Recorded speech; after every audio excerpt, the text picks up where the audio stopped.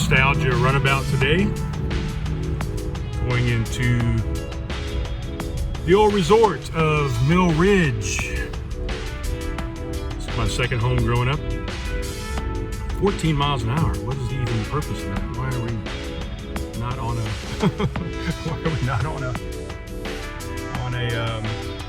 you know, 10, 15, 20, 25, whatever.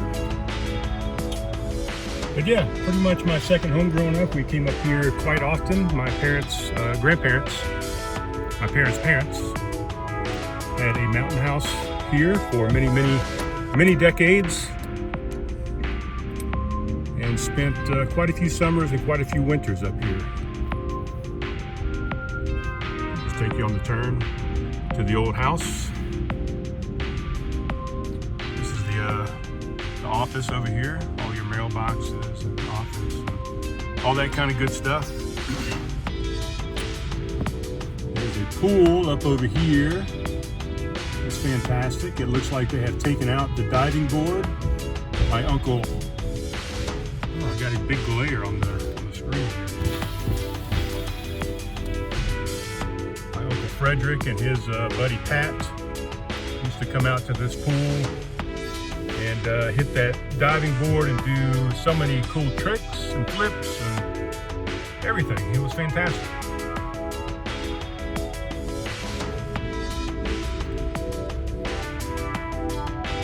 We'll come back to this. These are the two houses that I grew up in here. This house, and then, God damn it, I'm gonna park.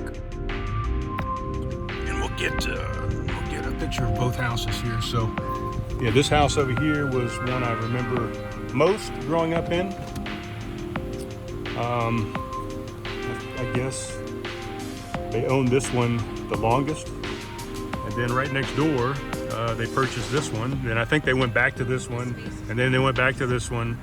And I almost bought this house back, I don't know, 2014 or so. They were selling it. My grandmother had just died, or was, maybe hadn't just died, but so I thought about buying this house, and I wish I would have, but I did not. Somebody else got it, and I let it get away. But anyway, there we go. Pretty much learned how to play tennis on this tennis court. They used to have a backboard on the back of this fence over here, where you could pretty much play by yourself. And it looks like they put up an interior fence there to separate both of the courts. That's kind of cool. But yeah, used to have some plyboard, backing over here on both of these fences, where you could practice by yourself. You just bounce the tennis ball off the wall, and it comes back to you. I guess they decided they didn't like that anymore, or maybe just rotted out, and they decided to get rid of it. This is the old clubhouse we used to be a part of. I guess it's still a clubhouse. One of the few things that is still kind of like it was back in the day.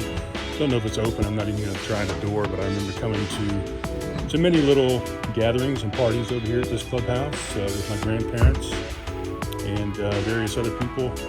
I remember the bathrooms were downstairs, and oh my God, to me as a kid, the scariest thing was going down into this little basement, down a couple short flights of stairs into this basement area, into a bathroom where nobody was.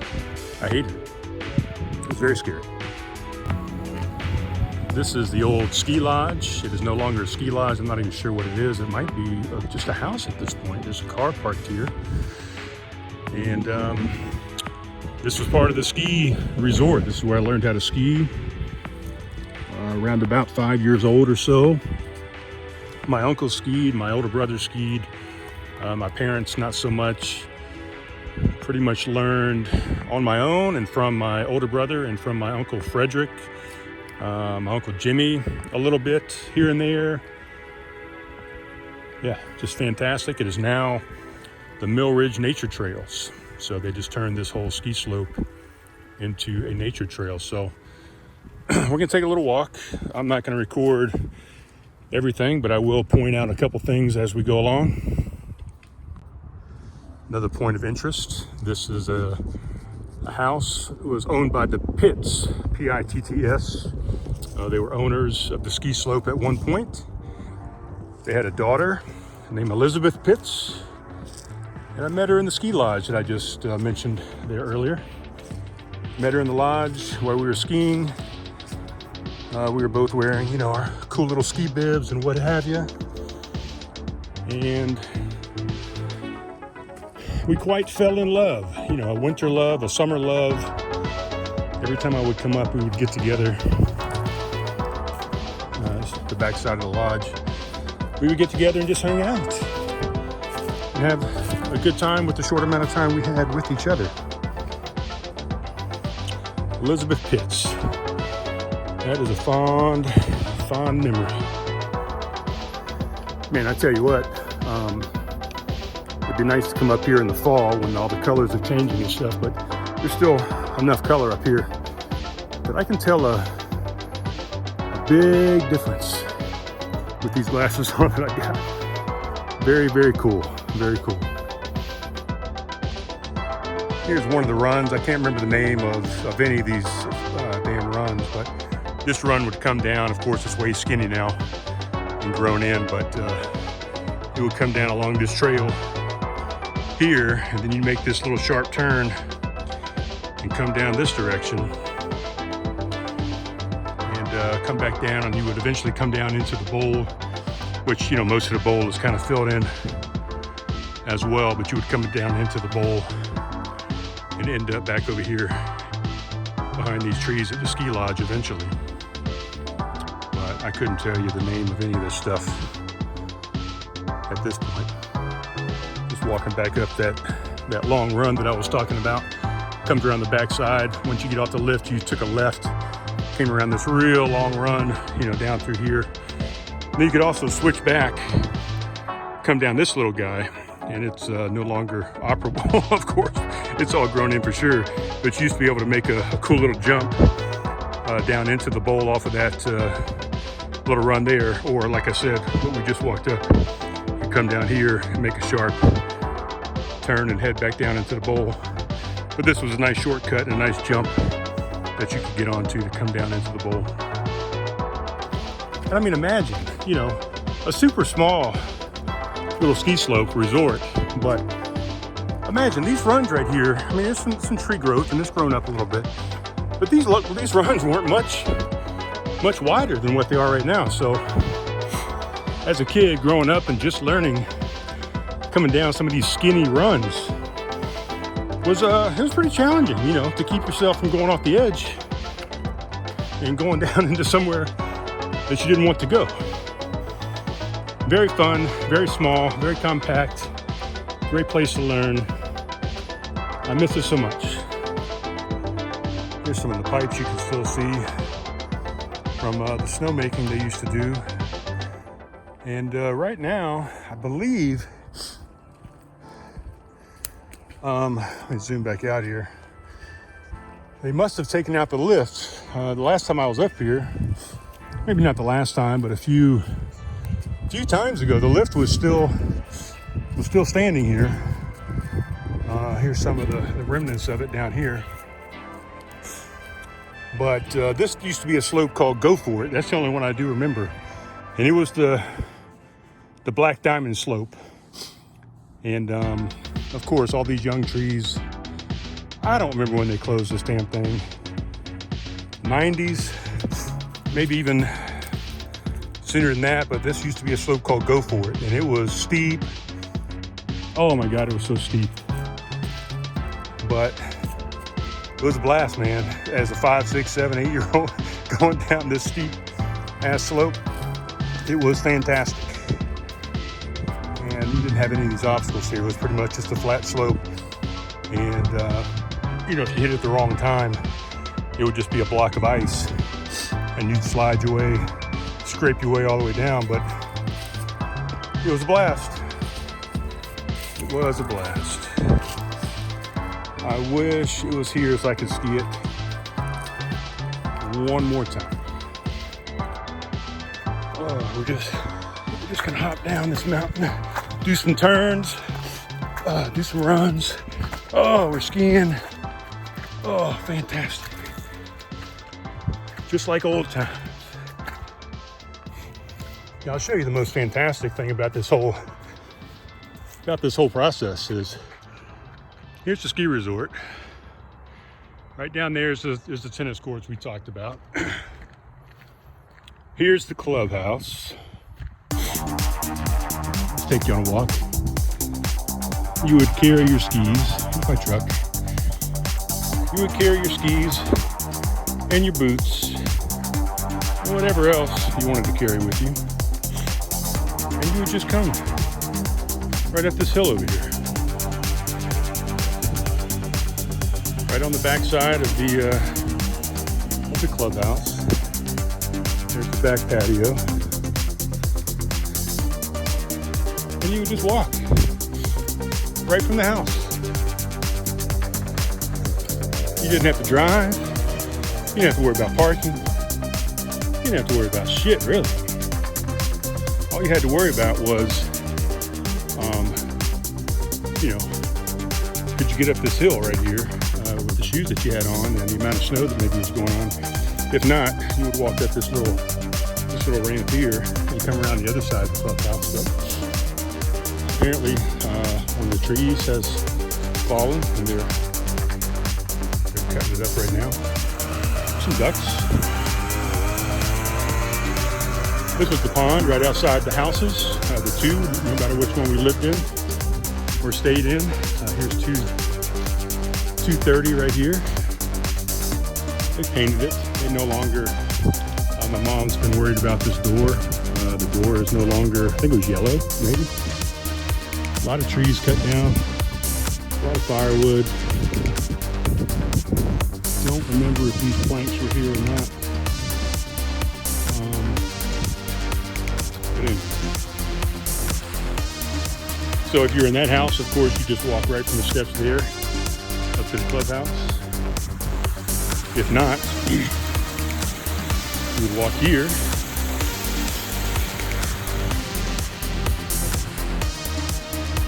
And you would come around and come out of this house.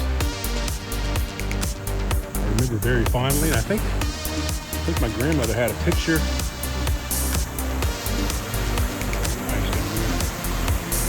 My grandmother, well, I know she did. My grandmother had a picture of me and Miss Elizabeth Pitts sitting right on this rock, kneeling and feeding the ducks as they came up to greet us, feeding them some bread, what have you.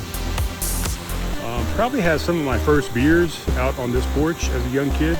Again, with my Uncle Frederick, Pat, my older brother Bruce, some other people from around the resort that would come and hang out. Oh man, what fantastic times.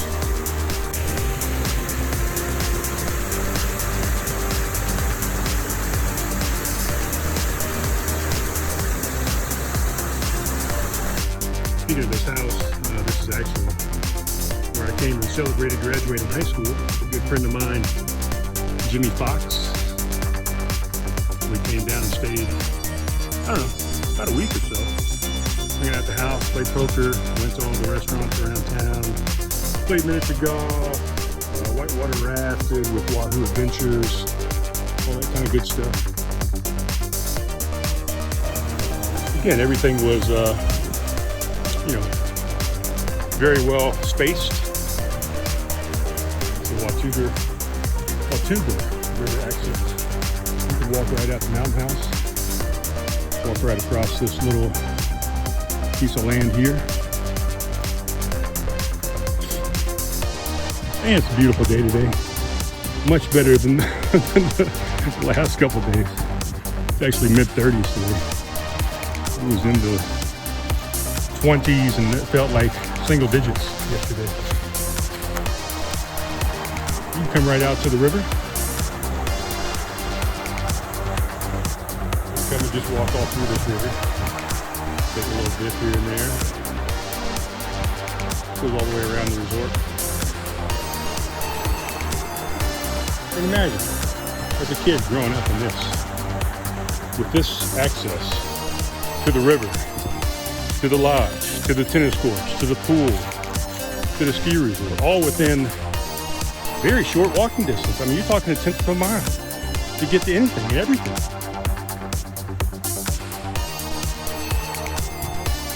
what a great place to grow up as a kid. I thank my parents, I thank my grandparents, my uncles, brother, everybody that was involved in making it such a great memory. Then we have this little gem as well, Hound Deer's Club. You can see they're established 1964. I think I looked up and saw that Mill Ridge operated in the 70s and 80s. So they were shut down in the 90s, or late 80s. But this is another fond memory here, and it's great because during this time of year it's all wide open. Let's see if I can get the best shot here. You would walk along, there's a little trail around this side here. You would walk around and you would walk along a ridge here. You come down and you shoot down through the trees to a little bridge, concrete landing there, and you come down onto this dam. And I'm pretty sure they still do this during the summertime. But I came out here, I can't remember the lady's name. I'm sure my mom will post on this post that her name was, I think her name was Jan or Jane maybe, not positive. But the first time I came out here, as a friend of my grandmother, she had told me about this dam that you could jump off of. I can't remember the height of this dam, it's maybe 25 feet or something. But you would jump off, and you can see right down there in the whitewash, you would jump, from the middle of the dam pretty much right down into there. And the first time I went out, we walked out this thing together, and the width of the dam, the width of the concrete there is maybe, I don't know, 1.5 feet, 2 feet across, if that. So very kind of sketchy to go across it. You get to the middle. I didn't want to jump, and she said, well, if you're not going to jump, we can jump together. And we did it. I reached out, she reached out her hand, I held her hand, we jumped 1, 2, 3, jumped in, and oh my God, I was out there as much as I could get out there after that. Once I broke that seal, I was out there. And you come out, you jump and you swim out to this rock here, you swim back here to these rocks, over to the side, you just lay out and suntan and enjoy the weather. And other people, other dam jumpers would come up and jump, and it was just a damn good time, if you know what I'm saying. So, another great spot. And also, as a side note, Hound Deer's Club also had a small ski resort at the time, about the same size, maybe a tiny bit bigger than Mill Ridge. And my father was nice enough to take me out there from time to time to go ski a different mountain as I was gaining my skills and getting better, and took me to a little bit bigger mountain. And yeah, it is no longer there. It's closed down, probably about the same time Mill Ridge probably closed down. So I just looked it up, and Hound Deer Ski Resort opened in the mid-60s and shut down in 1991. So I think they were open maybe a tad bit longer than Mill Ridge was, but they were a little bit bigger, so that's understandable. So I'll try and do a better job if I can in a different location of getting this shot. But if you can see right up through these trees, which I don't think you can, damn it, but it's a nice sky. Let's see, I think we'll break free here in a second, but a place called, let me roll this window, probably got some wind going on. A place called Grandfather Mountain, which is another fantastic location. Went there pretty much any summer that we came up, that my parents, were up to taking me up there and, and spending the money to go up there. Probably went more with my father than I did with my mother, but my mother went quite often. She was not a fan of heights, still is not. I'm less and less a fan.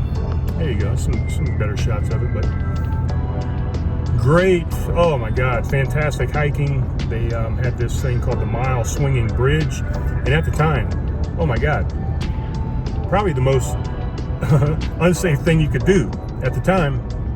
I remember the original bridge was really just I don't even know. It might have been a rope bridge. I don't think it was cable suspended at all. It was not. My mom was not a fan of going across. we would, and we'd go sit on the other side. You could do some hang gliding and stuff off the other side, but we would go up quite often. I continued to go well into my, well, hell, I've gone, you know, in my 40s. I've gone up there and hiked the Profile Trail.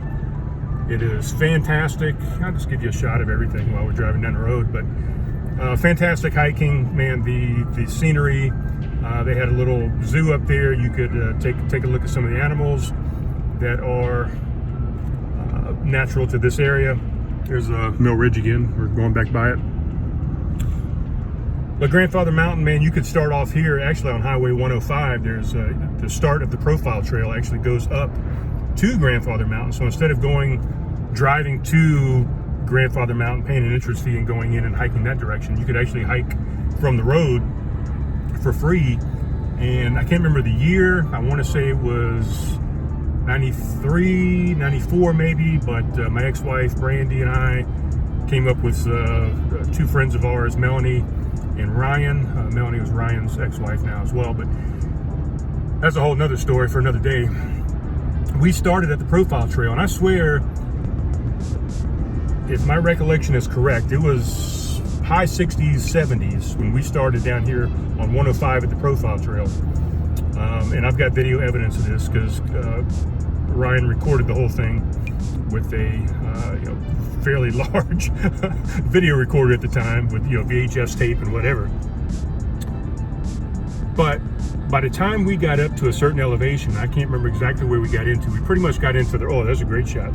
We pretty much got into the rocks of the mountain. You can see why it's called Grandfather Mountain if you look at it. It is shaped like the face of a grandfather. Take a look at it here. We got up to a certain elevation up in some of those peaks right there, the chin and the nose and all that kind of stuff. And it started snowing. It was in the 30s and snowing. So we went from, we didn't go from, all we did was wear shorts and t-shirts. So I think we maybe had a light jacket that we carried with us, but yeah, we started off sweating and hot down at the bottom in shorts. And then we got up to this one place. We actually hid in a cave because the wind and snow was so goddamn cold. We got to the top, up to the souvenir shop, where you would normally pay to get into that area. We got up to the top, and of course our car was way back down. I don't remember what the distance was. I could look it up and tell you maybe, but it was a good ways. And to go back down that trail back to the car was not happening, especially through the temperatures. We got up to the top, and I hitched a ride. Well, we hitched a ride, all four of us. And I think it was a van maybe. We hitched a ride down to the bottom, the crossroads here where 105 connects with, I don't know what the highway is, and that's as far as this family would take us. So they dropped us off down there, and I was in pretty decent shape at the time. All of us were, really. And I just told them, screw it guys, you guys just wait here. I'll run and get the car and come back and pick you up. So I literally ran down this highway, 2 or 3 miles at least to the Profile Trail entrance parking area, retrieved the car, and went back to gather everybody else. So that was a long story for the adventure, but what a great memory. And I was just talking to Ryan Olds about it the other day, and I told him that's one of the only VHS tapes I have is of that trip. And he sent me a digital copy of the same thing, so he's got it digitally on his hard drive. Fantastic. Thanks for listening.